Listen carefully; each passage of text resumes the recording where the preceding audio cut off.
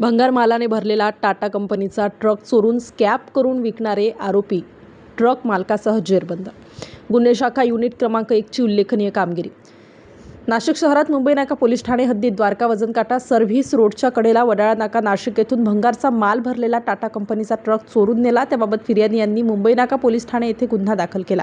गुन्हे शाखा युनिट क्रमांक 1 कडील अधिकारी व अंमलदार असे यांना मिळालेल्या गुप्त बातमीदारामार्फत सदर गुन्ह्यात चोरीस गेलेला टाटा कंपनीचा ट्रक मालकाने सलीम शेख व त्याचा साथीदार नाविद शेख व वाईद तसेच ड्रायव्हर सोनू उर्फ फरहान यांच्या मदतीने चोरून नेला व ट्रकमधील भंगार मालाची विल्हेवाट लावली आहे.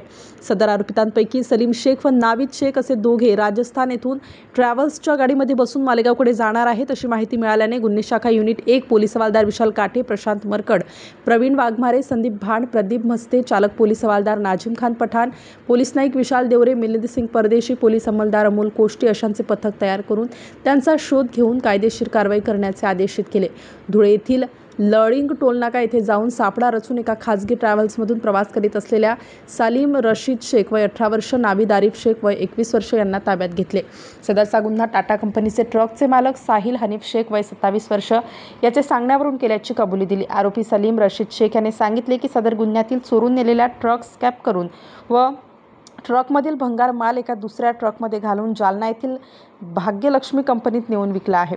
त्या बदल्यात ₹7 लाख भाग्यलक्ष्मी कंपनीच्या मालकाने दिले. आरोपितांना पुढील कारवाई कामी मुंबई नाका पोलीस ठाणे यांचे ताब्यात देण्यात आले आहे. स्टार न्यूजसाठी मोहसिन पठाण, नाशिक.